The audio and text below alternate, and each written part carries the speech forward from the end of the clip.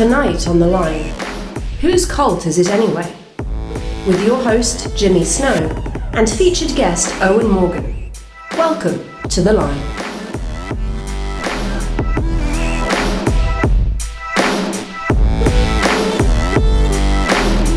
This song is my jam. I wish I could freestyle. This is when I would freestyle, but I can't freestyle, so I rhyme freestyle with freestyle. How's everybody doing? Oh shit! Did I? Now I've sworn in the first minute. This is demonetized. Do you want to say something? Because I can't tell if I can hear Sure. you. Yeah. Hey, can you hear me? Perfect. We're still going to be working out tech stuff for the first few episodes, but everything seems great. Everything seems good. Welcome, everybody, to episode 2, the live show of The Line. Tonight's topic, whose cult is it anyway? We are going to be taking calls and talking about that. We're going to be taking calls and talking about whose cult is it anyway. Basically, people will be calling in to talk about different things that they think might be culty, and I have none other than Owen Morgan with me, who is, low-key, the two of us are the utmost experts on what qualifies cults. There's no one more. It's us, and then everyone follows. Okay. I'm kidding. No, that's not true.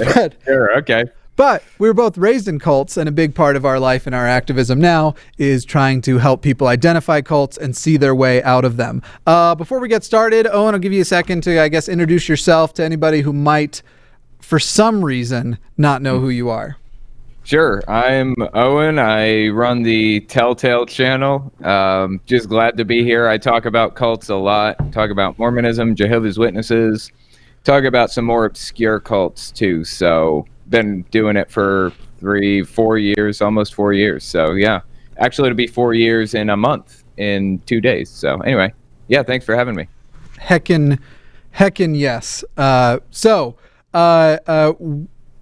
couple announcements first. If you're watching this show on Mr. Atheist, that's great. And if it's not easy for you to switch over, I get it. But if it is easy, go watch this over on our channel, The Line. The link is down in the description, and I am sure that one of our mods over there will copy and paste the link into the live chat to make it easier for people there. But so it is best if you watch it over on The Line. Also, fun little tidbit here.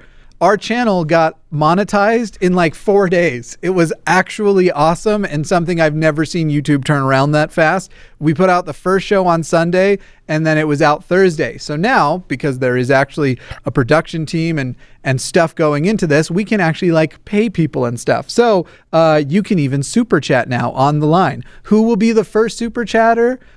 I think everyone should compete for it right now and just have a flood of, it was me. Anyway, there's already a first super chatter. You know what? We're going to read, generally with this show, we're not going to read the super chats as they come in, though we might read some of the significant ones. But since it's the first one of all time, Amy Ballard says, need to talk about college ministries, scary stuff. That's true. That's very true. Hopefully that's the direction one of our callers will take us. So a reminder again, follow the link to the new channel and go watch over on The Line itself. That helps a lot. I'm pretty much ready to get down and going and take some calls. Is there any organization you would like to alert people to, an up and coming cult or anything like that people should be aware of? There are always really interesting ones out there, like really strange and obscure ones, like Genesis 2 or Teal Swan. Of course, been covering Teal Swan a lot, things like that. I'll be covering Teal Swan myself here very soon. Right, and spirit science also. But the ones that are really small and kind of up and coming aren't necessarily the ones that I worry about the most because they're affecting fewer people. There are some really big ones that are really malicious and harmful that I try to cover. And so Telltale and I, we both subscribe to, I suppose, we both reference the BITE model a lot. There are other models out there, but the BITE model seems to be the most comprehensive in identifying what is a cult. So when we're talking about these things today, because they're going to be topics that aren't things that are explicitly cults, but are cult-like, we'll be making reference to that. Neither of us want to be the boy who cried cult, but, that sometimes you gotta call it out for what it is. There's also tons of types of cults. There are political cults. We certainly see on both sides those in action right now. There are social cults, cults of personality, though that phrase actually means something else, but cults that surround one individual. Being on YouTube, I have definitely seen lots of little YouTube mini cults pop up. I think that you know what I'm talking about. And I think one of the key identifying features we see, like one of the things that is best for identifying if you should be worried about what's going on, a lot of times you can make a lot of these assessments purely on whoever the perceived leader of this movement is and the type of personality they have. So it's also very useful to be aware of and able to identify things like malignant narcissism and the profile of a cult leader, because malignant narcissists and cult leaders often have a lot of their profile in common. So just a little food for thought. Any other little things you would add to that there, Telltale? No, I think that covers it pretty well. I agree with you on the whole cult of personality thing. That people don't put enough stock in that. It can be pretty vicious sometimes. Also, there are a lot of cults started on YouTube. For example, Spirit Science, right, I believe, started straight up on YouTube, and so did Teal Swan. It's massive now. So, and I am definitely one of the people. In fact, I have the book over the way. I can see it from here. As far as political cults go, not to say all people who voted for Trump are in a cult, but there is a political cult surrounding Donald Trump. And Stephen Hassan has this awesome book about it called The Cult of Trump that I'll be doing a review of here soon. But I super recommend. I think it's chapter 13 in that. I'll be covering it on my channel, but there's a chapter in there that I think everybody should read, regardless of if you believe in the Trump, if you accept the Trump part. There's so that's another one, just one of those political cults that you see pop up. Oh, and that one I guess largely started on Twitter, not YouTube. Right. Yeah. All right, we are going to head to. Well, I guess I don't know where we're headed, but we're going to be talking to Gallius. Wow, you have like the coolest name I've ever seen. Is it Elias McFearson? No, Elias. Sorry. Elias. So it's been a typo. Got it. So there should not be a G at the beginning. A few times. Super chatted. Oh, yeah, no worries. Okay, so it should actually look like Elias McFearson, right? I think it's Elias. Well, Elias. Elias. All right, we'll get that fixed there for you. But in the meantime, what did you... whose cult is it anyway? Which cult or cult-like organization would you like to chat about? Well, the more I kind of think about it, public schooling, like just high school and stuff like that, seems to be very similar in many ways to, and in no way like a super harmful cult, but like the dress codes, the limiting of certain types of language, and so on and so forth, seem to get a little culty, depending on where you are as well. But yeah. This is interesting. I actually have had this question before. Is college a cult, for example, or is public school a cult? And the answer to that is generally no, it isn't. While they are trying to, or is your family a cult is another question. They're trying to form your personality in a certain way that kind of fits in with society more generally. Mm-hmm. But there is little shunning. If there is shunning, if there's black and white thinking, if there's, we can pull the BITE model up if we want and take a look. But there are a lot of extremist things that come with cults that don't come with schooling or family or things like that. The defining factor between a cult and your family or college education or something like that is the extremist side of cults, I would say. Yeah, I think what Telltale's kind of getting at a little bit here is there's you have to balance both sides of it. So I actually do completely empathize with what you're saying here, as far as like there's definitely a lot of aspects of it that get quite culty, and there are bits where it's like very little interest in your independence and things like that. But on the other side of it, you also have to balance the consequences of dissent and how much you have to take that that which you are living to the rest of your life, and how much independence you're allowed to have when you're not present at the organization. But there definitely are pieces, and it's for a reason. I mean, I'm not saying it's a good reason, and I think that there are times they definitely overstep, but it's definitely there are definitely reasons why they want to limit, especially when school is in session, as much rocking of the boat as they can. They want to keep everyone in line as much as they can. But the consequences of dissent, while you might get, I mean, certainly they go up to expulsion with schooling.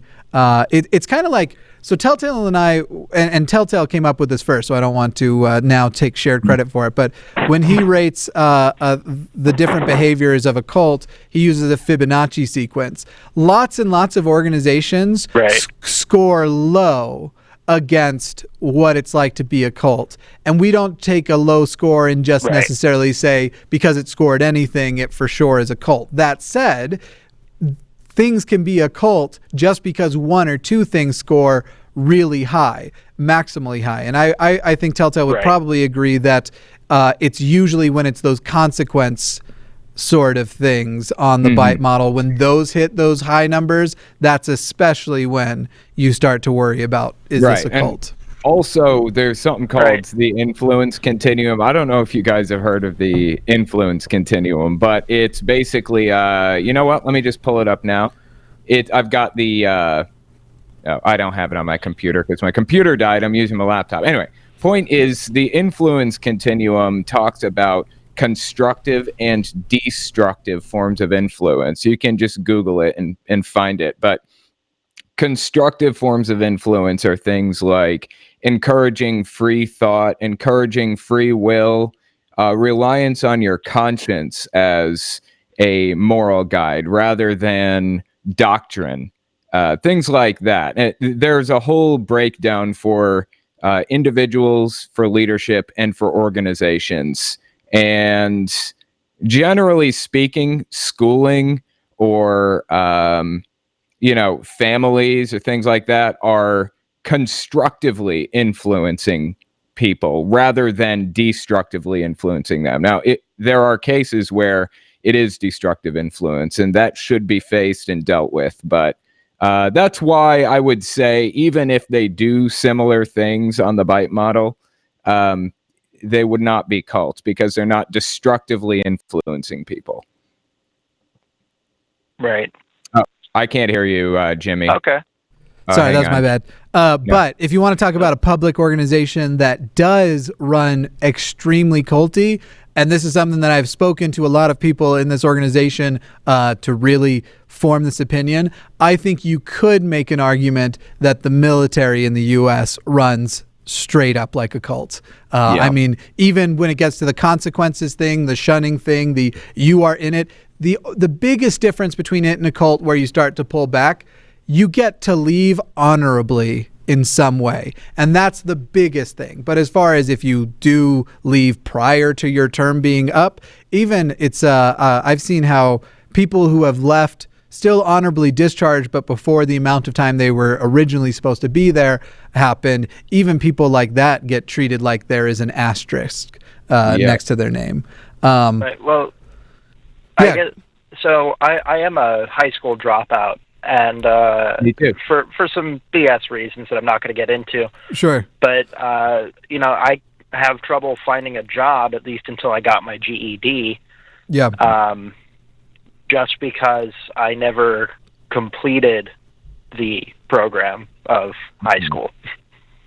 Interesting. Yeah, and that gets into other characteristics of other organizations besides explicitly high school. So this sort of societal view we have of people who are high school dropouts and the like, that would actually be more assessing the cult-like behavior of just kind of everyday U.S. culture, which also is a thing. I mean, it definitely is. But yeah, no, right. I get what you're saying, and I get what the because that is an us versus them, an in-group and an out-group, and to some degree it's shunning. If you don't successfully, in the U.S., if you don't complete high school, you will be restricted who you get to work with. Now, that's not to say that some jobs do require a certain level of expertise, and this is right now one of the ways that we evaluate that. But then you look at people like Elon Musk, who says, like, I don't care what education you have. If you demonstrate you can do the job, that's what we're going to hire you on. Yeah, Google. I actually applied to Google like forever ago, like years and years ago, when I was a software engineer type of thing. Had no formal degree in it. I was a high school dropout, just like you, and I got my GED also. And they were willing to hear me out and talk to me and test me and everything. So it's not completely closed door if you don't have a college degree. But yeah, they pretty much do kind of bend you over a barrel if you don't have that high school diploma. So yeah, not bending over a barrel in the beautiful way. Right. Yeah, I knew you were going to make a comment about it. Yeah. So yeah. But anyway, Elias, thanks for calling. Was there anything else you wanted to, before we move on to the next call, or any other aspect you wanted us to touch on regarding whether public school is a cult or at least culty? Not too much. I mean, a lot of it just kind of comes from the fact that it's a lot of Christian belief has seemed to leak into it, but the U.S. culture. So yeah, cool. Awesome. Thank you very much then. I think it was still a good discussion and worth having. In fact, thank you. In fact, I think it was worth having as the first call to kind of differentiate between, like, there are for sure real cults and then there are meh cults. Yeah, I agree. The influence continuum is something really important to talk about. I actually get that question a lot about families and college education and things like that. And really, the influence continuum is the defining factor there. Yeah, for sure. For sure. All right. We head next to Kai in Utah. Kai is one of my favorite names, actually. Kai, can you hear me okay? Oh, hi. Hey, Jimmy. Hey, how are you? Hey. Yeah. I'm doing well. How are you guys? I'm tired. I'm going to be honest. I was going to say I'm fine. I was going to lie the way we have as a society decided we were going to do. I was going to, but in reality, not only am I tired, I'm grumpy because I'm tired. I tried to go to bed last night and for hours could not sleep. So that's how I am. How are you, Owen?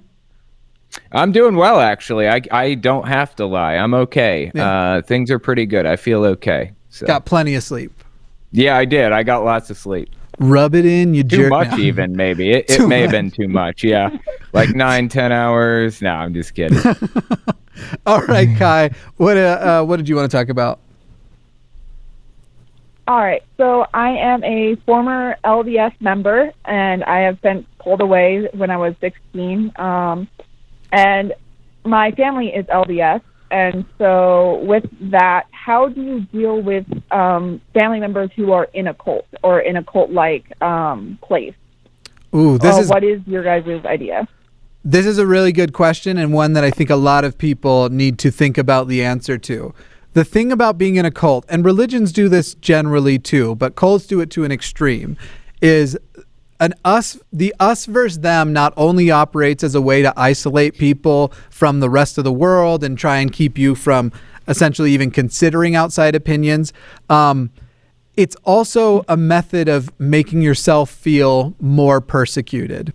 It is part of the persecution syndrome where people, as they are being challenged by somebody from the out group, they can now not only claim they've been persecuted, they can actually claim they're like fighting the good fight. And so the hard part when you're approaching somebody from your cult, your old cult or a family member in the cult, any sort of attack that comes at them, they will likely embrace like they are a warrior of God. In fact, I just found out recently that this is something that Kwaku is doing behind my back, actually. There are people who have reached out to Kwaku being like, hey, we're Mormon and you're kind of making us not look great. And he thinks I don't know that he's telling all of these people that it's actually a part of his marketing strategy and that we're just, we're doing the thing we usually do, which is criticize religion and extremists. But now he wants us to do that, which means we're playing into his hands. And he talks about like the amount of danger he's put himself in because he's putting his life on the line. And so now he gets to condescend to people because he perceives himself as in great danger for standing up for Jesus. Meanwhile, I guarantee you since the beginning, well, maybe not the beginning of the show, at some point today, I have an email that somebody has said they're going to murder me. I don't need to take that as permission to act like a jerk to other people. So, when it comes to people you care about, there's two different types of interactions you're going to have. People you care about and you want to have a discussion with, and then kind of more debates that aren't really for the person you're talking to. They're for the other people who might be observing, or if it's for the person you're talking to, it's because you want to plant a question in their head and make them think about it more later. Having just all-out fights generally do absolutely nothing. So asking questions, demonstrating how you got to where you are, is a much more successful tactic when talking to your family member who's in a cult. That is way, way more successful than just coming in hot and attacking. The hard part being when you leave a cult, especially if you also then leave religion in general, you're often justifiably angry that you've been lied to your whole life. You might have given a lot of money. I'm sure you did if you said you were LDS in the past. I was also LDS in the past. We're never getting that tithing money back. Coming in hot is tough. It doesn't help a lot. And the problem is it can have a permanent repercussion with that relationship. So while I've gotten to places with some members of my family that I can now speak cordially to, some of them now, because they only see me as the adversary and the opposition, anytime it even starts to become a discussion, there's shouting that immediately comes in. I have a brother who likes to just yell the word no over you as you talk. So it'll be things like he wants to turn it around and, well, atheism's a cult and a religion and you have prophets and clergy. And as you're describing, actually, by definition, atheism is not a religion. That's ridiculous and you start to go down this thing with him. He just starts to go, no, over you talking. So obviously, anyone who's doing that is not listening charitably. So you need to set yourself up as much as possible where you're listening charitably and that they understand there's a social expectation, if nothing else, for them to listen charitably in return. Mm-hmm. I think I agree with you on that. Go ahead. Yeah, I think I covered everything. But Owen, do you want? No, I agree. Totally that's actually on point. And I think the key to all of this would be to try to come in non-confrontationally. Do it in such a way that their guard is going to stay down, because the moment their guard goes up and they're in defense mode, the conversation's over. It's not productive for them anymore because they feel like they're being attacked and they lock into that persecution complex thing, and you're just not going to make any progress. So you have to make them feel like you are on their side and that you just want to understand and you're just trying to get information from them so that they can bring you to where they are. And then start talking about, this little hole here. What about this? And what about this little issue over there? Things like that. So that's how I handle it generally. It's like a kind of like a street epistemology style approach. What types of, have you had to deal with this type of thing in the past? Are you dealing with it now?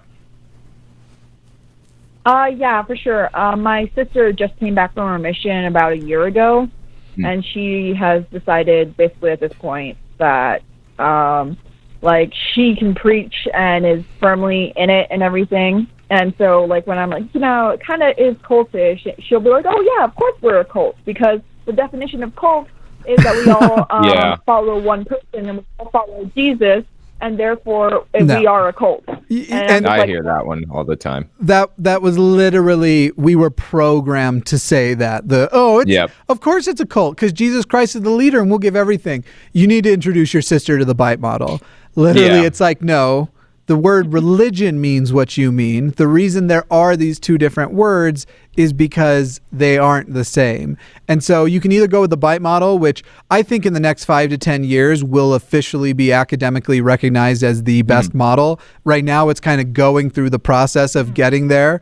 However, I think it's gone through enough that I feel confident with it, but there are other models that right now are technically like the official models. You're welcome to look at those. They certainly are still different enough from of course it's a cult. We have the leader. I highly, highly recommend you not only learn the bite model, but you learn how it applies to the specific religion or cult that you're worried about, if it does. Regarding this, Telltale and I have committed once again this week to finish the Mormonism one. Yes. And so... But right now, if you want to go and watch it on mine and Telltale's channel, we've broken down 3 of the 4 letters in the bite model. So behavior control, information control, and thought control. And we break down each piece of why Mormonism reflects a cult based on the bite model, not just based on this sort of shallow, stupid the bite model because blah blah blah, or not the bite model. We're a cult because we follow Jesus. No, that's not how that works. This is the problem with it. So you have people who have been programmed to respond in certain ways, right? That's like a programmed response from Mormonism. Yes, Jehovah's Witnesses have the exact same thing. When somebody says, why do you use Jehovah's name? Or I'm sorry, why do you use the name Jehovah instead of Yahweh or God or whatever? It just, their brain shuts off, their eyes glaze over, and they start repeating the same, Reciting. That's why I always try to avoid words or phrases or whatever that could make their eyes glaze over. Because in all seriousness, you can watch when they're about to give a programmed response that's been programmed into them. You can watch their eyes glaze over. Seriously, watch it.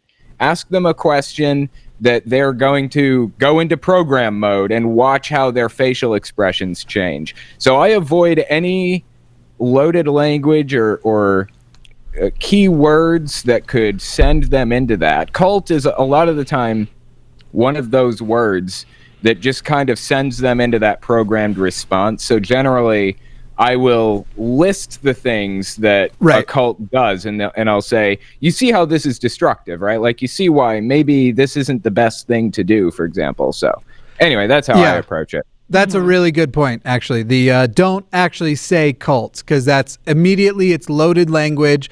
Obviously, she immediately takes the opportunity to define cult however the hell she wants to, and try to take the power away from it. So, all of that advice. Lots here. Maybe go back and rewatch the whole call again because we loaded you with a lot. I use a notepad. Take a notepad, take down, but learn the bite model, learn how to talk about it, learn how to ask questions, and avoid loaded language that's going to turn them off from the onset. All right. Yeah, thank you. Thank you, Kai. Mm-hmm. All right. Have a good one. All right. All right. So cool name. A reminder once again. Hey, Dave, maybe wait on the new banner. A reminder once again that we are streaming this to both my channel and The Line. If you're watching on Dear Mr. Atheist, follow the link in the description and head over to The Line. The topic today is whose cult is it anyway? And also, somebody asked in the live chat, and I want to address this. Somebody asked if Steven Anderson's church, referring to the NIFB, is a church or a cult. It is big time a cult. It is. It can be both church and cult. That's true. A church can be a cult. So yeah, it is most definitely a cult, though. Yes. The New Independent Fundamentalist Baptists are definitely a cult. We should probably. At some point, I know you. I think did a brief one. We should do a comprehensive breakdown of why the NIFB is a cult at some point. Definitely. I think that would be dope. Awesome. All right, we are going to head now to Texas to talk to Asha. Asha? Hi. Hey, how are you? It's Asha, but close enough. I've Sorry. talked to you before. Give it to me again. How should I pronounce it? Asha, like Asha. apple. Asha. Yeah, sure. Asha, Okay. like apple. Lots of cool names tonight. Asha to Asha, dust to dust. I feel like I think that we live in a new era where a lot of people change their name because Right. Asha, that might I mean, I'm not saying your name for sure is a changed name, but with how many cool names there are and the fact that Jimmy Snow is not my real name and Owen Morgan is his legal name. Go ahead, do a Right. background check. But anyway, there's just a lot Asha of... was like my great-grandmother's name or something. Oh, okay. I just know that like it's in Sanskrit or something. Gotcha. I didn't realize that. That's an awesome name, though, for real. Another cool Asha. name is Phoenix or Finley. Those are cool names, right? Let's just have a show all about the names we like. The I know, first time I should change my name and just pick Finley or something. That'd be awesome. the first time I heard the name Benedict Cumberbatch, I almost died. It's too good. Too Right. good. Anyway, Asha, there's you've got a college church group that you're concerned about? Yeah, I heard you mention the college age church group subject that you wanted to talk about, and since I kind of either have to go to church 3 times or like the big service, or go to church and then go to one of the college age classes at my parents' church. I figured I would be a good, maybe one person to talk about it, Yeah, I don't know. actually. I have heard that certain churches have like youth programs and stuff. Is that the kind of thing you're referring to? Well, they also have youth programs, but they have the Baptist church that I have to go to is they call it the college and career classes. I've never heard of it before. Where What do they basically talk people- about there? Either like just normal church stuff or like about I think once, because there was like at one point there was like 3 but now there's only like 1 or 2, I think. But like one time I went to a separate one and they called me, or they didn't necessarily call me because they didn't know I was queer, but they said something like gay people are devil-minded, which was threw me into depression. But It reminds me of, in Mormonism, you have seminary as a teenager, and then once you get into college age, you have institute up until you get married. And one of the things that happens is every step of the way, especially with religions that get too fundamentalist and then start to breach into that area of more cult than religion, is one of the red flags is you're gonna notice is a constant need to reinforce beliefs into you. So this is why it's so important, and one of the best bits of advice I can give a person trying to figure out if they're in a cult or not is to take a break from the organization and get some time away from it, because that whole going 3 times a week or whatever you were saying, it's meant to service as a, you're going to go out in the world and you're going to see all of the counter information to what we're trying to teach you. You're going to see that a lot of this doesn't make sense, but if we can get you back in here, we can give you this kind of like experience of, oh, why was I even doubting? You might feel guilty that you were having the doubts, and you also will probably feel very dismissive of your doubts because you're around this and you're experiencing these adrenaline-based, oh, we all feel the Spirit confirming to us that everyone we say we should hate, God loves our hate of them. I mean, it's a lot of reinforcement. If it's not possible for you to leave, like if there are going to be repercussions for you leaving, that should be its own sign right there, I would say. Right. Oh, yeah. Big time. Yeah. If it's not only repercussions to like, because obviously with any organization, if I leave my health insurance organization, for example, I lose the benefits. But if it's now also like and any friends you made somehow through health insurance. I don't know how that would happen. You're no longer going to get to speak to. And also there's this other threat of the equivalent of hell. So by the way, if you quit our health insurance organization, we'll give you cancer. Anything like that, would definitely be a red flag. So it's... Yeah, I was lucky enough to end up in the one where the teacher is like, oh, you're atheist? Cool. But I'm still going to try and convince you otherwise.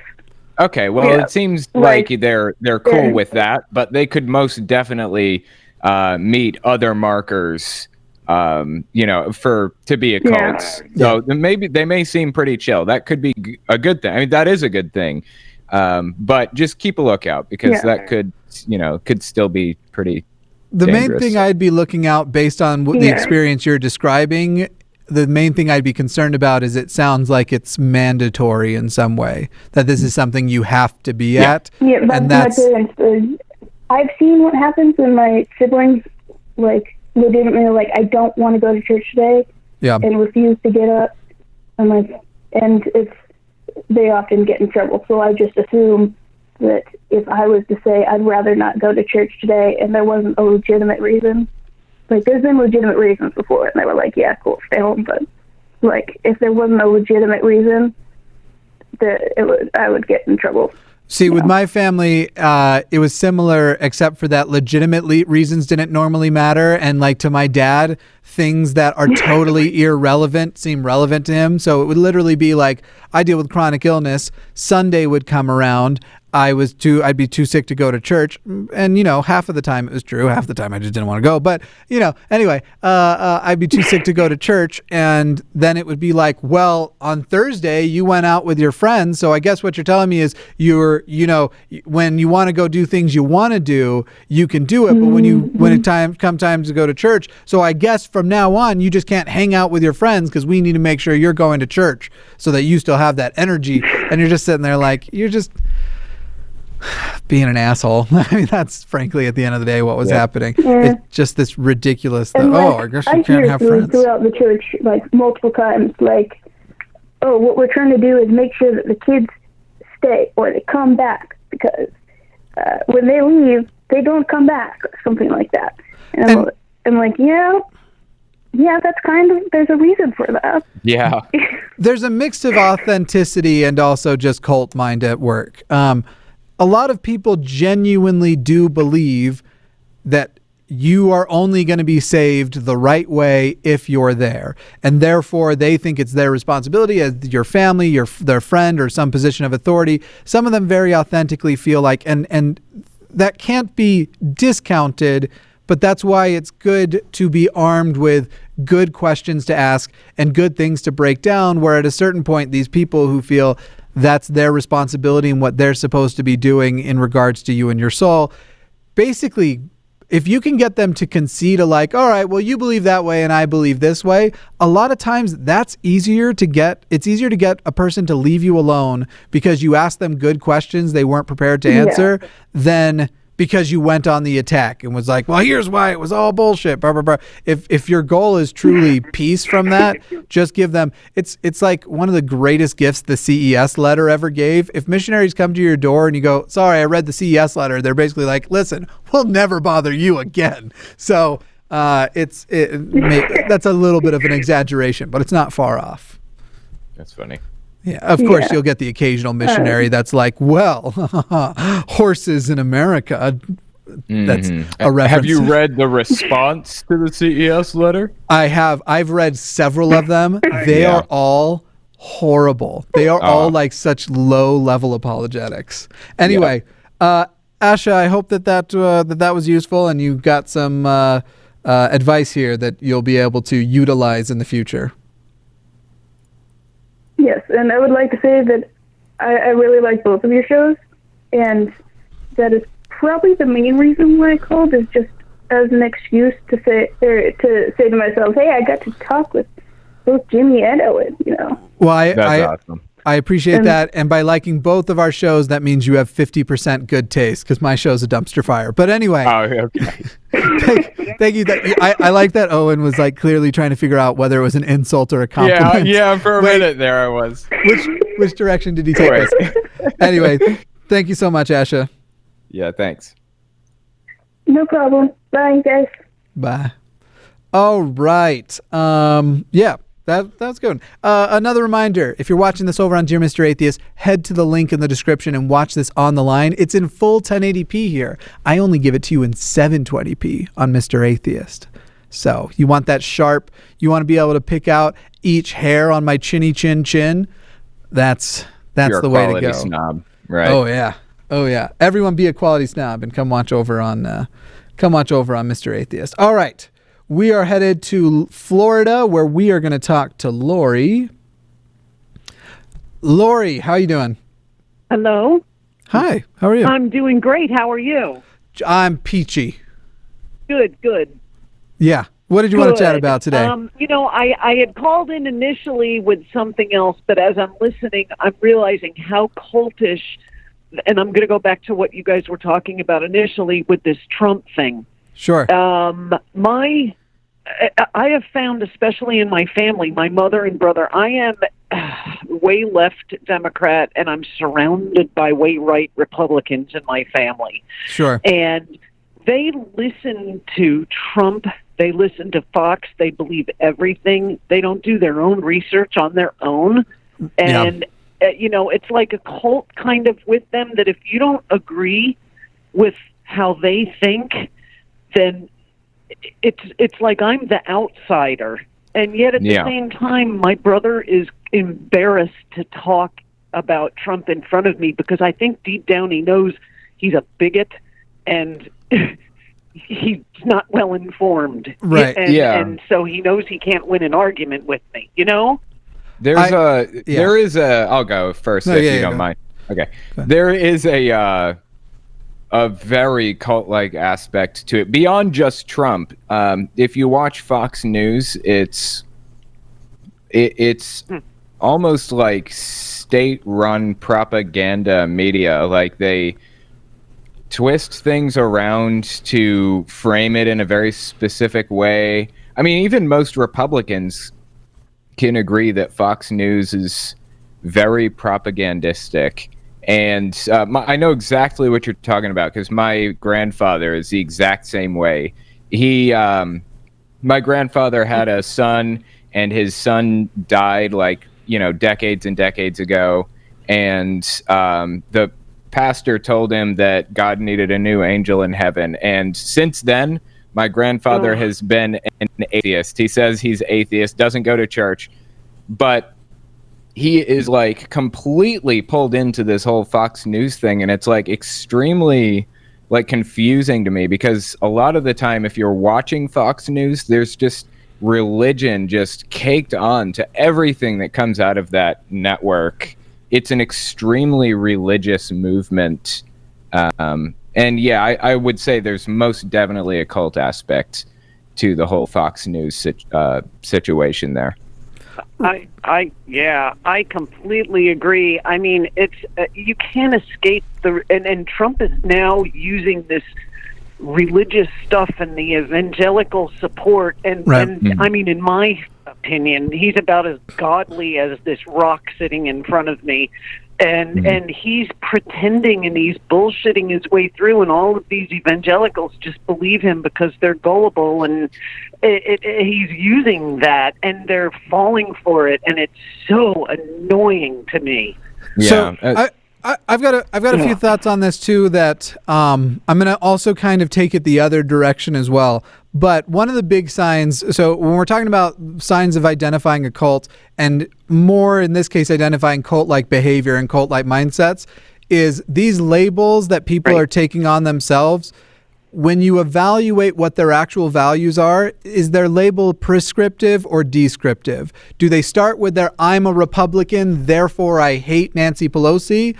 Or do they hate Nancy Pelosi because of things they can actually list out, qualities and things that actually oppose their views? So this is why when we get into the Fox News thing, we're talking about the eye on the bite model. It seems to be that this political cult that has shown up, the information control is now done by extensions of media, and they're certainly not the only ones. You've got, obviously, the big one is Fox News. Then you have these like fringe groups that do it too.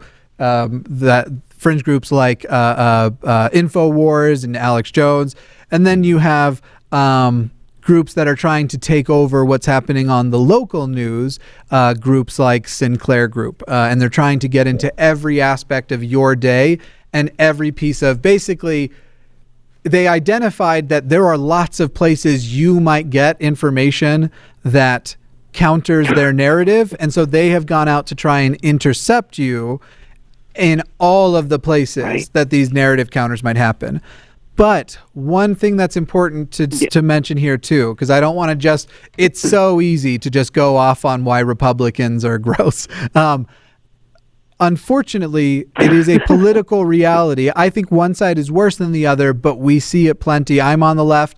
I don't know if Owen wants to admit to being on the left. Yeah. Oh, yeah. I'm left for sure. Our side certainly has had problems with this too. One thing that I've seen surging a lot lately are purity tests. Purity tests are invented by cults. That is a cult thing that was created. So I'm a person who, for example, as far as all the candidates involved, I have liked Elizabeth Warren the most. I'm probably actually going to primary for Bernie because I think he right now is the best shot at a progressive ticket winning.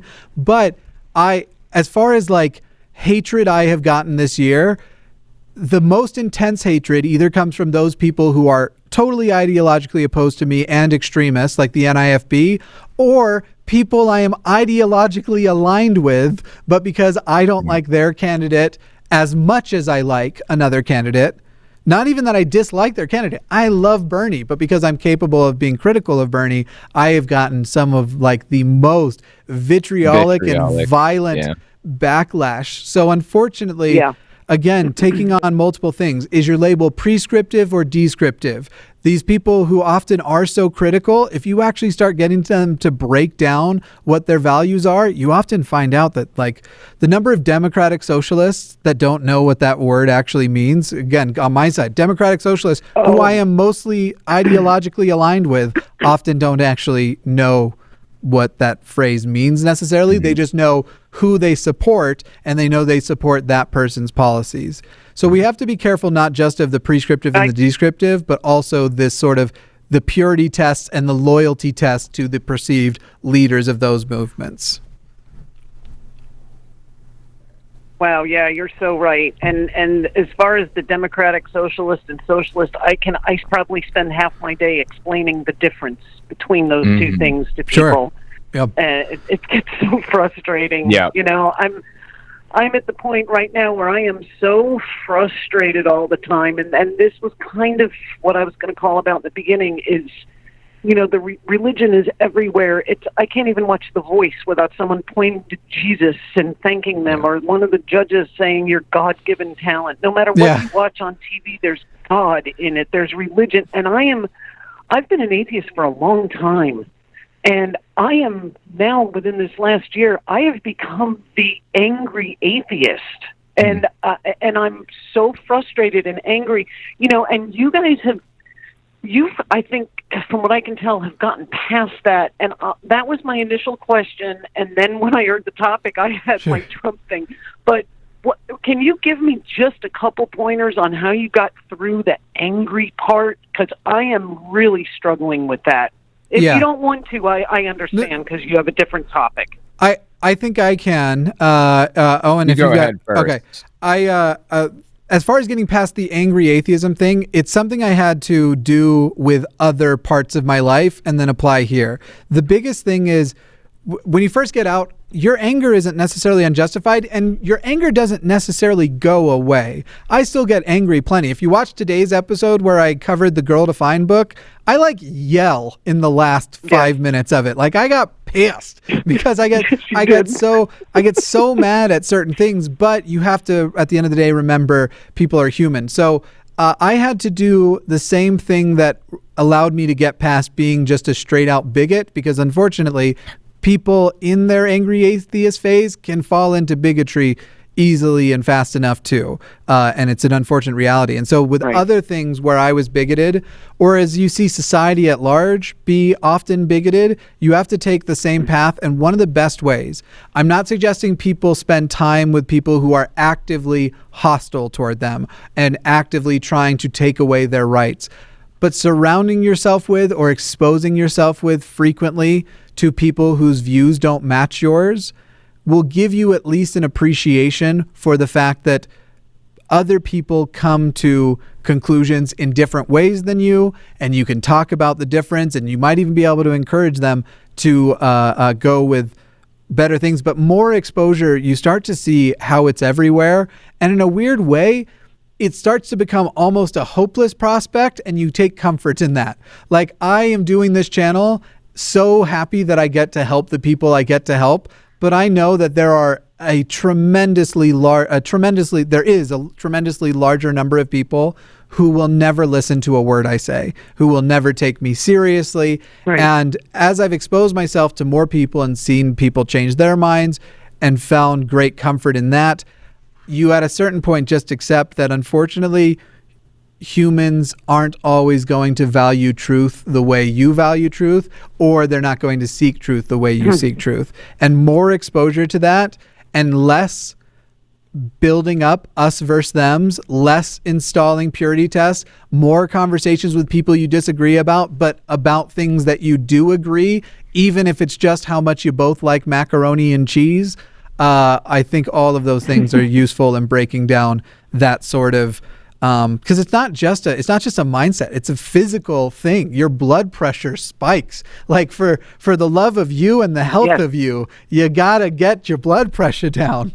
I feel like I'm becoming a caring aunt. Come on, you gotta take care of yourself. You gotta take a deep breath. I agree with you on all of that. I think that's pretty solid advice. You have to humanize people and realize that you may not be able to convince everybody, but there are some people out there that maybe you can talk to and realize that maybe they just haven't come to the same conclusions as you yet.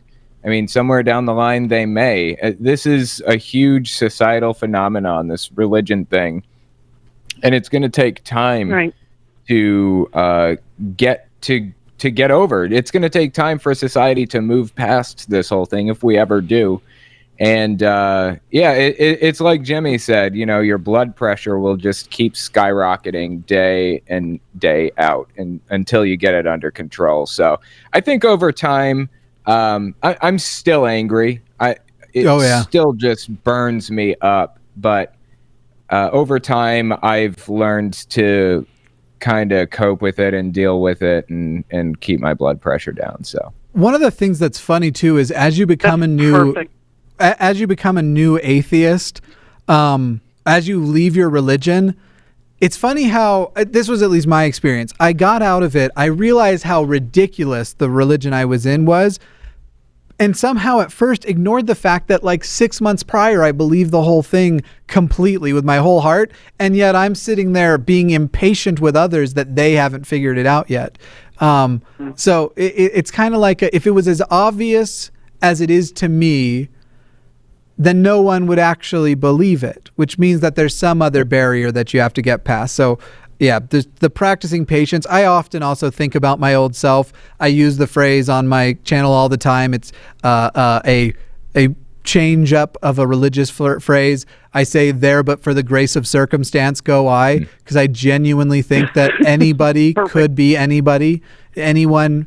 I don't think there's a person in the world who's above the action of any other person in the world, just that their circumstances were different, and you know, based on how, where, and who you're born as, you have just as much potential to be. I'd like to think that most people actually can't be Hitler, but if you were born in a similar circumstance with a similar lack of empathy, that kind of thing, we can't be sure. But those are obviously the extremes. And so recognizing who I used to be, and not just who I used to be, but what it took to change me, because it wasn't the people purity testing me. It wasn't the people being an asshole. It was the people who were my friends that I was a bigot to, that I was bigoted against queer people because I hadn't really come to the realization, or at least accepted that I was queer.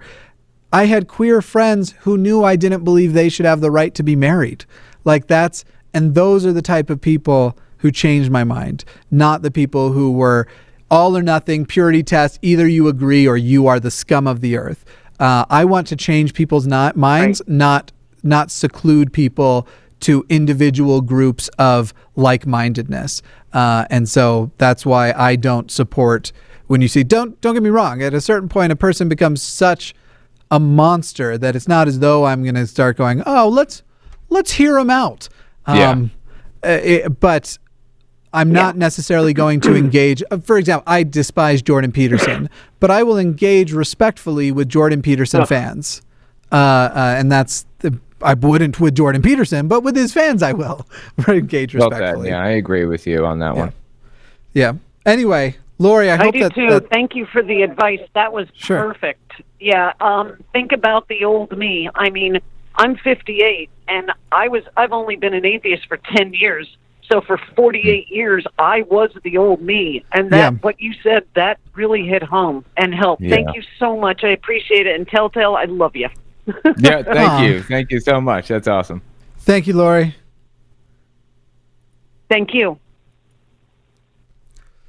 I mean, I'm not going to point out that she only said she loved Telltale, whatever. I am. She said she only loved me, FYI, so just rubbing that in. Just bringing it up. Last call we ended it, and I complimented you saying that. And this one you're just like, I don't even care. It's vinegar in my mouth. Right. That was a really good call. And actually, I think a really important topic that a lot of people need to be more considerate of, because I just earlier last year, and I made a 4-part series about what happened. It was ridiculous to me to be an outspoken ally, frankly, as far as within the culture of atheism and online atheism and YouTube atheism, I don't know that there were many more vocal allies to, for example, trans people on their channel. And yet I was getting called a transphobe because at the time, I wouldn't have even called us friends, because I wouldn't basically demonize another individual who admittedly said some dumb things and acknowledged that themselves. Yeah. And so it was crazy to go through this, with this person who is leading the charge, leading these purity tests. At 98% of the rest of our beliefs, we are 100% ideologically aligned on. 98% of the time, we're aligned 100% of the time. Yeah. But we're ideologically, we align on so much. And yet these tiny little purity tests. Do you support the candidate? Have you ever been friends with a bigot? These are the things where it's, well, you're friends with a bigot? Absolutely not. Have you ever demonized this bigot? True. Not even are you friends with this bigot? Like it was a little bit different than that. I was speaking more generally now. I had shifted off of the specific thing. So, that's it's been so frustrating, and I'm sitting there like, I left a cult to not be in a cult. Yeah. And yet here I am feeling like there are a cult of people trying to check my personality. It's just... Yeah, we're talking like even with like Bernie Sanders and Warren and Buttigieg and all that. Yeah, politically, there are a lot of issues with purity tests and things like that. I can agree with you on that one. Big time. And again, I love Bernie Sanders, but if another person tries to Bernie Sanders purity test me, I'm going to throw a rock through my camera and it's going to hit them. Okay, I just want to make note. I've never seen these purity tests. I don't doubt that they exist. I just haven't been witness to them. I love Bernie Sanders. You are my man. I'm voting for you. So, all right, go on. Were you saying you've never seen the purity tests? Yeah, never. Oh. Go post. Not from Bernie Sanders. Go say anything critical about Bernie, despite the fact that that's your guy. There's nothing critical I have to say. Okay, so this is a good example, as we were mentioning earlier, examples of what a person in a cult looks like. Okay. If you can find nothing critical to say ever. Nah, there are critical things I have to say. I have no issue with that. But I can't think of anything off the top of my head, but I'm sure that there is something. That's not what the show is about. So any criticisms I have, Right. I don't think there is a perfect candidate. I like Elizabeth Warren. Ideologically, I align the most actually with Bernie, though there are certain things, like, for example, I definitely am a capitalist who believes in supplementing capitalism with socialism. I'm not a socialist who believes in trying to maintain some level of, I believe in adding, certainly adding in socialism, but not removing capitalism altogether. Yeah. Anyway, so those are little things. But I as far as being... Anyway, and if I put that on Twitter, I will be burned Destroyed. at the stake. Yeah. Anyway, we are going to head to Florida, and we're going to talk to Emma. Emma, can Hello? you hear I'm me? on? Oh my gosh, I'm so nervous. Hi. Hi, how are you? Hey. I'm good. My name is Emma. I'm from Florida, as you've already stated to the audience. Now I sound like an idiot. You're fine. No. You're doing fine. I'm calling in. If I get off track, just let me know. You'll be fine. Well, first off, I just want to say that I love both of your shows. Telltale, I've actually been watching you a little bit longer, so you guys have been really awesome influence in my journey into becoming what I am today. But I wanted to call about something. I was trying to kind of figure out if this was a cult or not. It's called the Shepherd's Chapel. And this was an organization that my mother is a part of. And it's a televised religious program, and they appear like all over the United States. They have their own streaming service on Roku that I discovered, and it was very weird. But I just kind of like wanted to talk to you guys and see like what you guys thought about this. Yeah, that sounds interesting. I've never actually, the name isn't familiar. I'm sure I've probably heard of it before.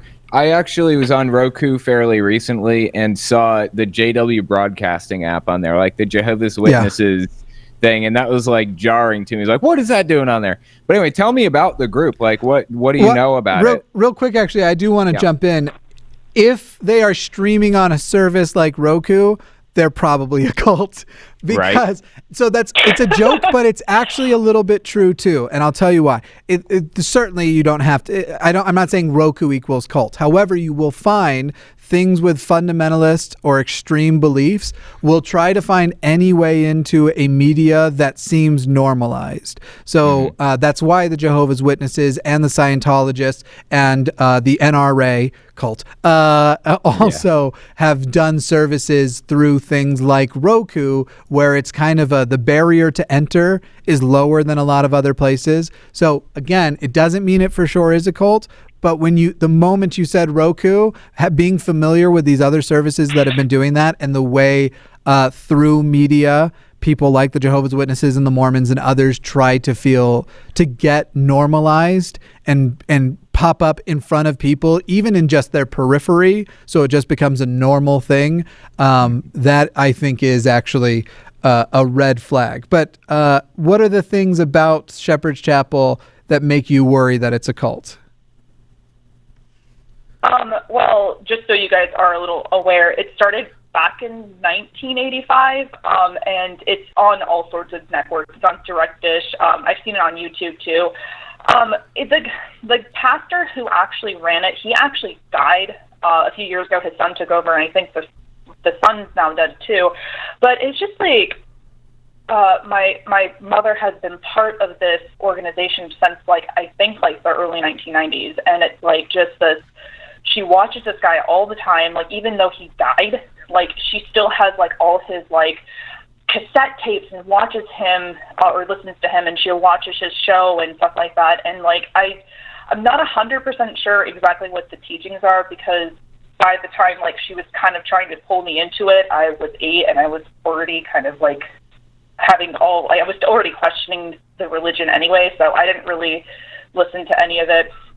But I believe it's fundamentalist, because this guy he goes literally by chapter, verse by verse, and tells his audience the interpretation of it. I know that some Christian organizations, other Christian organizations, also think they're kind of cultish, because the guy is every time you say something against him, he will go against his critics a lot. Real quick. And it just seems like the people. What's the guy? No worries. Are you talking about? Is the guy that your mother watched? Is his name Arnold Murray? Yes, Arnold Murray. So the reason why when you started talking at first, I was like, I think I know about this guy, and so I went and I looked him up. Yes, it's a cult, for the record. He basically steals the things he likes most from fundamentalist Christianity and Mormonism. He also teaches the things that are like men were gods before they used to roam the earth as gods. He's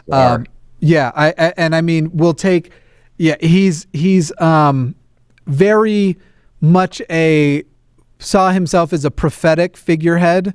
And sort of spoke authoritatively, believed that interesting. So he tried to be, as far as the Trinity goes, he wasn't quite the way Catholicism is, where it's all three in one are one, or the way Mormonism is, where they're three separate beings.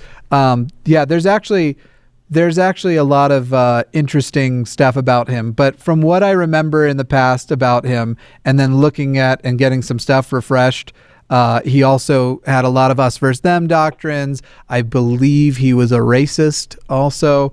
I would go out and say that he does strike me as a cult leader, and the fact that his ministry goes on after he died, and that your mother still feels a level of devotion to him as though he is the living leader.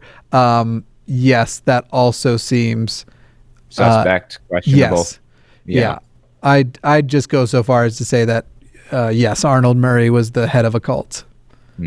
That wouldn't surprise me. That's kind of a big problem in televangelist stuff, is kind of thing happening, Yeah, there's a lot of culty televangelists, and they differ in what their goals are. Some people want the recognition and the adoration. They mostly all do, but to what degree they want it and how they want it different. So you have people who want to feel connected and networked in and be able to do anything. Then you have people like Joel Osteen, who he's kind of that way, but a lot of it seems like he's just mostly motivated by being a friggin' millionaire and all the money and all of the prosperity and his prosperity doctrine that is just straight up contradictory to anything Jesus taught, but not according to good old Osteen. So I would say that, yes, they are at the very least a very fundamentalist sect of basically a small fundamentalist sect of Christianity. And the line between a small fundamentalist sect of a religion and a cult is hard to put down. Like, where is that line? Yeah. I agree. I do remember going to one of his Passovers. I only went to two. Like I said, I was really young and I didn't really get into the religion that much. But I remember going to the Passovers, and I remember even as a kid, I was just really creeped out by them, because it was just everybody was like every time this guy would come into a room, it was just everyone would just get all on and over him, and I was even as a kid, I'm this is really creepy. I don't really want to be here. Yeah. I think that you have successfully identified many red flags, even though you didn't get deep into it, because sometimes it's pretty obvious, and I'd say this is one of those times. Okay, well, that was what I was trying to figure out. So, thank you for taking my call. Emma, thank you. Thank you. You have a good great one. Night. Bye. Yeah, bye-bye. All right, and we're going to take one last caller of the night here. But so far, great show, great second show. I can think of few other people I would want to have as my second co-host ever on this show. Actually, he insulted me recently. There are people higher, though? Are there people higher than me? Oh, yeah. Oh, big time. Wow. That's messed up. Next week is Shannon Q. Come on, buddy. Come on. Oh, yeah. Shannon Q, speaking of the devil, is actually in the live chat. So there you go, Shannon. I would hope so. Shannon, you insulted me earlier, so of course I'm going to be shooting you now. Well, I was joking at the time. Now you insulted me, and it wasn't a joke. So I would put you in solid top 29. Okay. All right. You're somewhere in there. All right. Oddly specific top, but anyway. No, it's been a great topic. Been exciting to see how everybody in the live chat. Also been exciting to see, I think, peaked so far in this episode with 600 people watching, which is what my regular channel does. So that's dope. Right. Don't forget, while you're here, hit subscribe. And we are going to finish out in the state I'm already in. Andrew, either tell us over the phone or just yell it at me, and I'll probably still hear you because Andrew's Colorado here. Colorado that small? Oh, yeah, tiny. No, it's not. Yeah, Colorado. Yeah. Hey, Andrew, how you doing? Can you all hear me? Yep. Hear you I'm fine. good. How are you? Doing well. I'm tired. So, I'm tired and I'm grumpy. You guys... Oh, I'm sorry. My bad. I think there's a slight delay, so it's probably not your fault. It seemed like on the last call there was a little bit of a delay coming in, so it's all good. But yeah, Andrew, tell us what you wanted to chat about. Well, two things. At the beginning, you mentioned college ministry stuff, and I happen to have a family who was super involved in all that. One of my brothers and his wife did that stuff for years. Like, I think they're on 6 years now because he was in school and she's still in school. And then the other thing was military, because you mentioned military being a cult, and I'm a Marine veteran. So I just thought we could have some fun dialogue back and forth with all of that. That sounds fun. I'd say the first thing I want to know is, do you think... I'm not necessarily saying you need to accept that you were a member of a cult or anything like that, but do you feel that the military operates like a cult or as a cult? The Marines do. I'll give you that. Like, Marines do. But one of the things I thought would be interesting would be like the different branches. I don't know. This is like a whole long. Okay, let me ask you this. Air Force has a much different rep. Yeah. Sure. Let me ask you this. So when somebody joins a branch of the military, any branch, there is boot camp, right? And boot camp is what? Is it 2 weeks long? I think it's 2 weeks, isn't it? Air Force is something like 6.5. Marines is 13. So it ranges between those. Well, at any rate, no matter how long the boot camp is, the goal behind boot camp is to kind of break your personality down and build you back up in the image that the military wants you to be, right? If you're a messy person, you suddenly become a clean person. They shave your head. They make you wear certain types of clothes. I mean, they change literally every aspect of your life is just gone and replaced with their life and the life that they want you to have and the ideas and everything that they want you to live, right? For the most part, some of that ends after boot camp. Like, depending upon the branch you're in, some of the cleanliness is different, and some of the ways that you're evaluated once you're done is different. But for the most part, that'd be the goal of boot camp, at least. So I see Mormonism kind of send people out on missions, and it's not anything like boot camp, from my understanding. But there are aspects of it. You're always with somebody else, and you have certain specific goals, and you don't have much free time and things like that. So for those 18 months or whatever that Mormons are out doing their thing. 24 months. 24 months, my mistake. Yeah. Good thing I have an ex-Mormon on tap here. Anyway, so for the 24 months they're out doing their thing, they're basically breaking down their personality.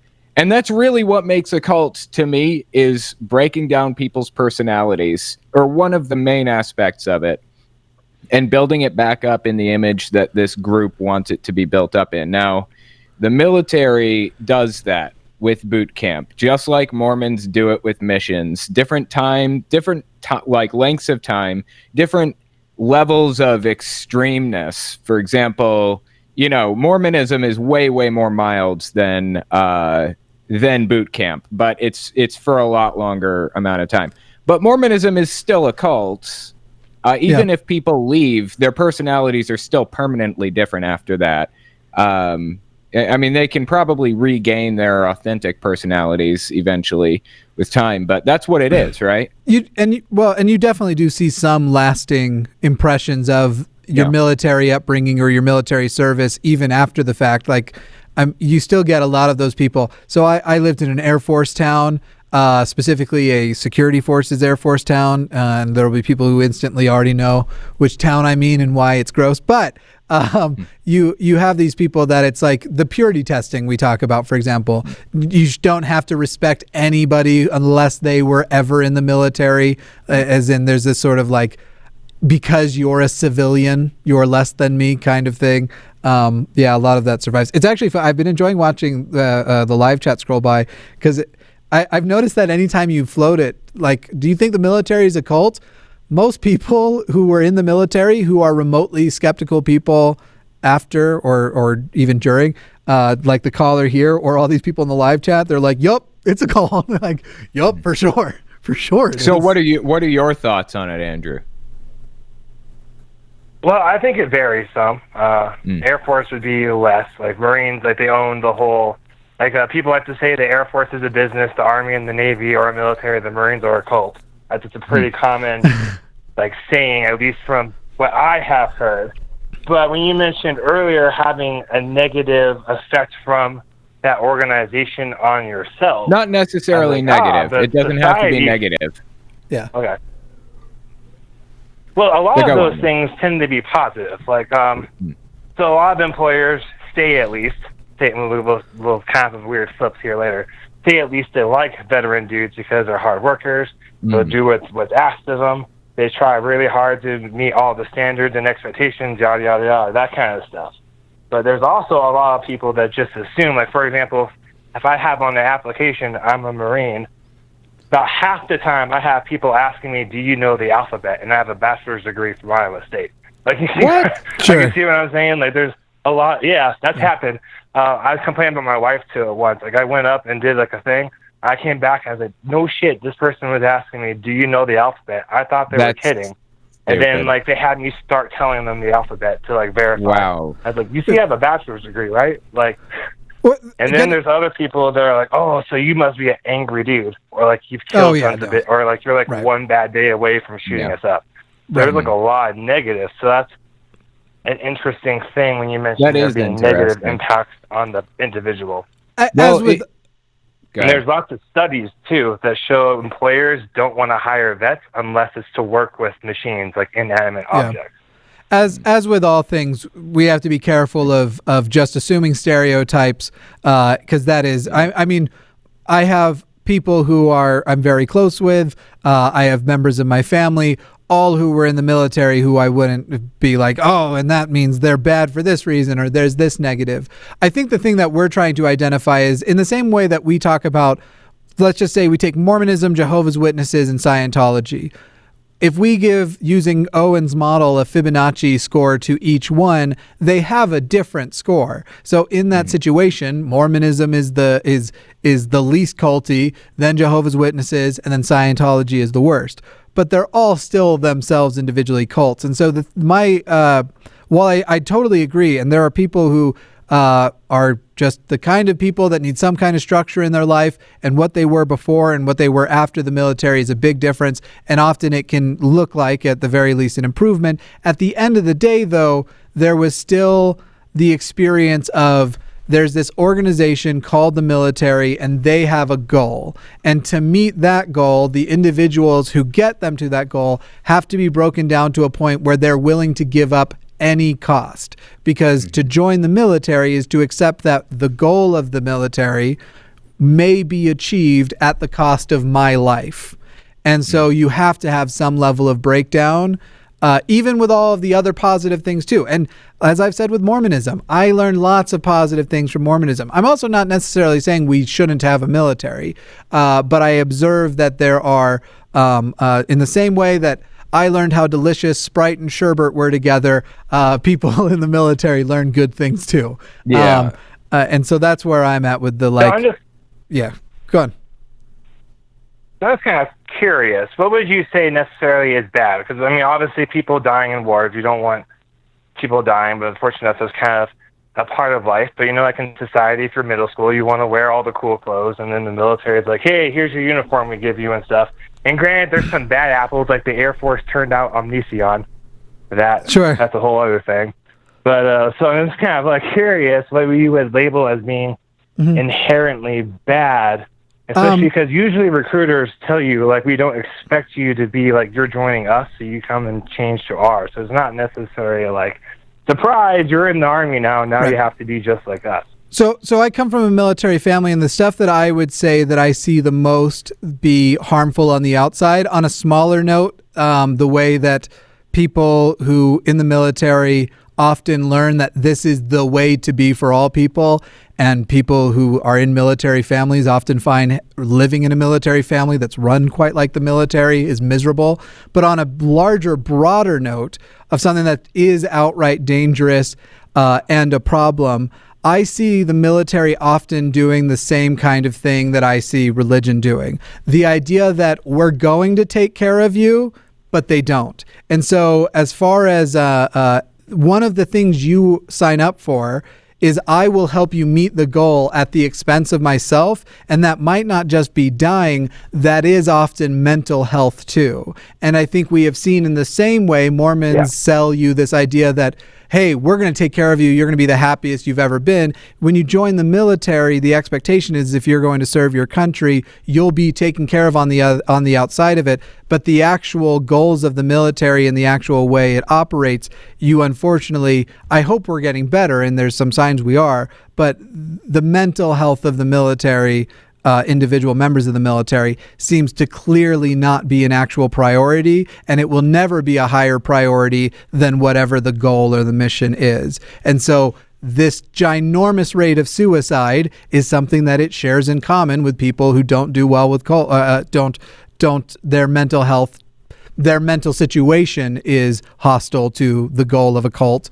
Same thing with the military and the high suicide rates there. The not really taking care of things like PTSD and approaching the actual needs of the individual and teaching people that the needs of you not only sometimes, but in fact are often not important compared to the needs of the group, I would say is not only is it a negative, I think it primes people for something like a cult, which is why I also think that you see frequently, not obviously it probably isn't the case with you, you often see frequently very religious and sort of an expression of religion that is very my way or the highway. This just is how it is, and that's what I'm telling you. And I think that's how you see it expressed out. Not only that, I want to mention the influence continuum again. I mentioned it earlier, but I understand that some people may come out of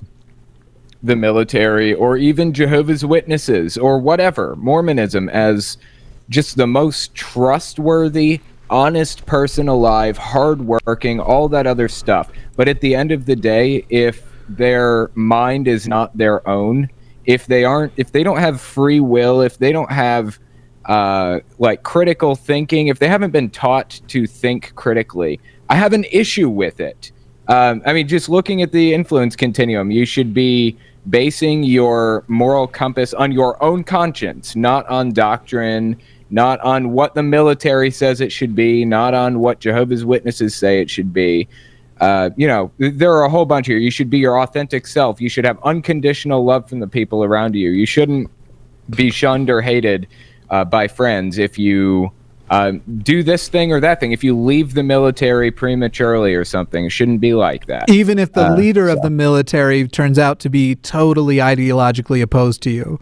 You could have joined because of your love and trust for someone like Obama, and then it switches to Trump. If you've got 6 years left or whatever at that time, I guess 6 years would be a weird amount of time to have left, but 3 at that time, the same allegiance to the commander-in-chief is expected no matter who sits in the spot, which is just, again, another cult, very significant cult parallel, if you ask me. Yeah. So your question was, what if it produces good results? Well, Jehovah's Witnesses are hard workers. Jehovah's Witnesses are known to be super nice, super friendly, super trustworthy. I don't care if that's the case with them. I want them to have their own mind, not a cult identity at the end of the day, basically. So, yeah, but it is one of those tricky ones where... surprise you, but... Oh, sorry. I was just saying, it is one of those tricky ones where right now, there's nobody alive who doesn't rely on the military in the U.S. To some degree. And so it's not as though I'm saying, therefore, get rid of the military, or therefore, it's more of a, it seems that this is a necessity. There, it's hard not to accept that there isn't a healthier way than to break people down. I would hope that's something we're researching and constantly working toward. And I'm certainly not going to say, because this is shitty and it runs like a cult, I wish we didn't have the military. Because if the military was abolished because somebody watched this stream and went, oh, good idea, and they could shut it down somehow, we'd all die real fast. You're right. And they've been doing this in militaries since the dawn of time, too. It's not unique to the U.S. either. Mm-hmm. Well, if critical thinking is kind of one of your big things, and now I wouldn't deign to say that I know the extreme majority of people who got out, because I don't know millions of people, but I know most of the guys, at least I know, who got out or are still in, are critical thinkers, because the military, at least Marines anyways, use a thing called commander's intent, which basically is like, hey, clean your room, I don't care how. And so you have to figure out that's just a really broken down, Barney style baby step example. But there's a lot of folks who can critical think, figure out stuff on their own. They're just more held back from a lot of the things you're mentioning, folks assume we can't think. I had one employer who hired me under the assumption I wouldn't question a single thing they said because I was in the military and I'm just used to blinding follow stuff. And I questioned him on basically everything. So you're doing I just want to really point out illegally and stupid. Critical thinking is an important part of the military specifically because you need to be able to execute orders and understand the situation, all that stuff. So critical thinking may not apply specifically to the military. And it may. There are some cases where it may. Yes, I was just saying that was an example for cults generally. Certainly there is times, though, and especially there are groups of people in the military who it's not that you're not taught to critically think, it's that you are taught that you critically think when it is your place to think critically. In other words, there are definitely those. I'm going to use an extreme example, so it's meant to be an illustration, not a thing that actually happens. But it is the kind of thing where it's yes, you've been given the order to clean your room, and if you've been given that order from a substantially high enough, the person who has the authority over you, and the room is on fire, you're expected to clean the room. Maybe you could call the fire dirty or just say the base is on fire. Something else seems more pressing. You're still expected to avoid your critical thinking and follow the order given in that sscenario. And at that point, it's part of that. Yeah, go ahead. Part of that kind of makes sense, though, because if you're in the fog of war or whatever, sometimes you don't have the whole picture, and if someone tells you run, then you just run. Right, and you're not wrong that is also whatever. You're not wrong about that, but it's also the case that in reverse of that, sometimes you are given the order essentially to die. And so regardless of whether or not it serves the greater purpose or not, how did we get to the place where you accepted that? Is it altruism? Is it stoicism? Or is it that your personality was broken down and the way your mind now works comes after a significant personality change? I think that there are going to be people that are a combination of all three, some that are just one, some that are just another. But what is the reason that your mindset is there? And so this is where I say, again, I don't have a better solution as far as I wouldn't say I don't I think there must be better solutions to how things operate. I'm not saying because it's cult-like, end it, because I love to live. It's basically all I do. Right. But I do think this was I'm going to give you the opportunity to give some last notes here, but we're going to head out because we're going to try and end the show close to on time here. But so let's give you the last words. I do want to say thank you because I think this was a fascinating conversation to have.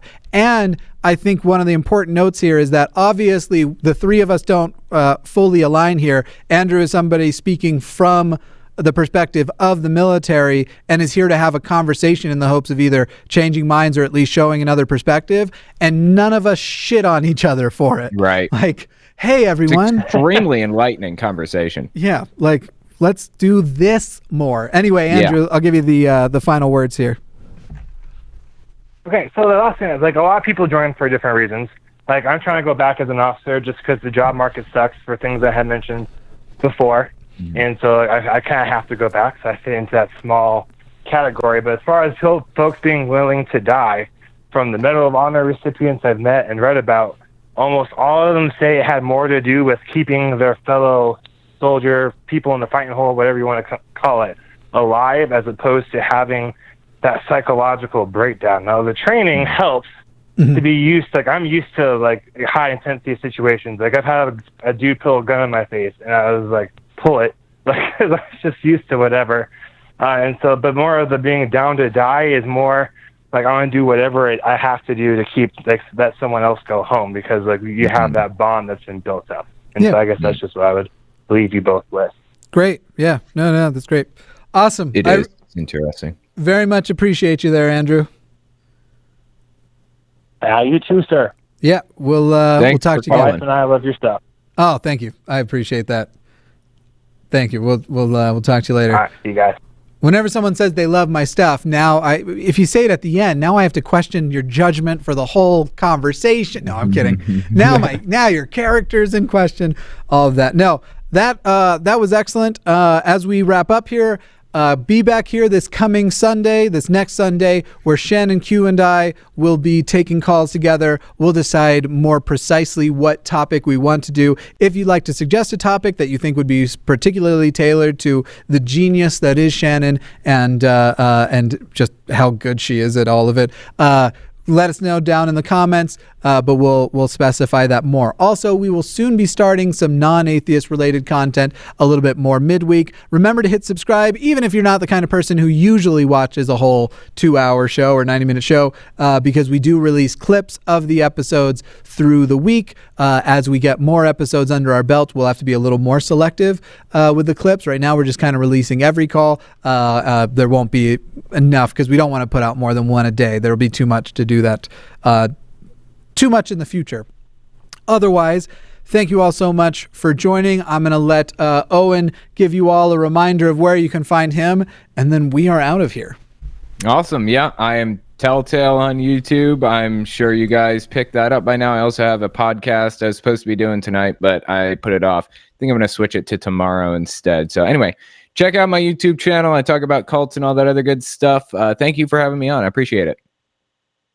Heck yeah. Thank you, everybody. We'll see you next week. I need to pick like a sign off thing to say. Frick yeah. You should say frick yeah. 2 C's. FRICC. Something like I was thinking something with the line in it. Like, thank you. Fine. This is the line. You've been on the line. Now I'm going to head off camera and do a line. No, that's good. That's probably a bad sign. We're going offline. It's also not true. Yes. That's good. Yeah. Yeah. Well, thanks everybody. And now we're going offline. We'll work on it.